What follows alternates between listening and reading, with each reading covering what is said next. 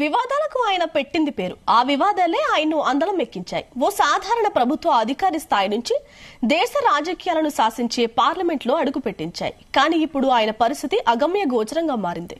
ఆ స్థానం గల్లంతయ్యేలా కనిపిస్తోంది. వివాదాల్లో చిక్కుకున్న సమయంలోనూ ఆదరించిన పార్టీ అధినేత ముఖం చాటేయడంతో దిక్కుతోచని స్థితిలో ఉన్నారట.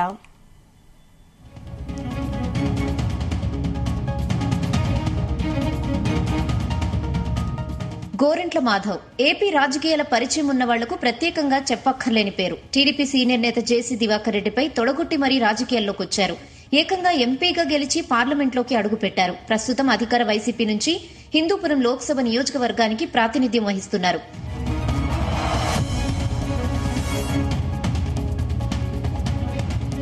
కట్ చేస్తే గోరంట్ల మాధవ్ పరిస్థితి ప్రస్తుతం అయోమయంగా మారింది. ఆయన ఎంపీగా కాదు కదా, కనీసం ఎమ్మెల్యేగా కూడా వైసీపీ తరపున పోటీలో దిగే అవకాశం లేదంటున్నారు.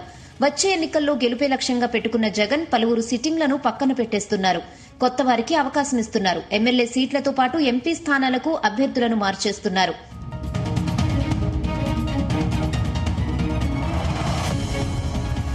గోరంట్ల మాధవ్ ఎంపీగా ఉన్న హిందూపురం లోక్సభ నియోజకవర్గానికి కొత్త వ్యక్తిని జగన్ ఇన్ఛార్జిగా పెట్టారు.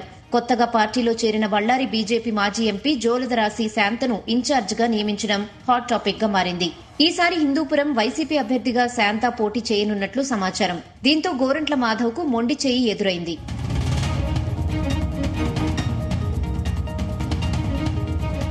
గోరంట్ల మాధవ్ పలు వివాదాల్లో చిక్కుకున్నారు. ముఖ్యంగా వీడియో లీక్ వ్యవహారం పెద్ద రచ్చకే దారితీసింది.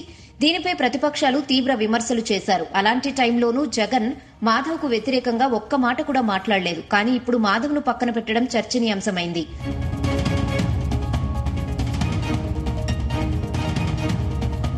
టికెట్ కోసం కొన్ని రోజులుగా గోరంట్ల మాధవ్ సీఎం జగన్ ను పలుమార్లు కలిశారు. తనకే టికెట్ ఇవ్వాలని కోరారు. అయినా ఆయనకు నిరాశ ఎదురైంది. నియోజకవర్గ ఇన్ఛార్జ్ నియామకం తర్వాత గోరంట్ల స్పందించారు. తాను పార్టీ నిర్ణయానికి కట్టుబడి ఉంటానన్నారు. పార్టీ పెద్దలపై తాను ఎలాంటి ఒత్తిడి తీసుకురాలేదన్నారు. వైసీపీలో ఉండే చావో రేవో తేల్చుకుంటానని స్పష్టం చేశారు.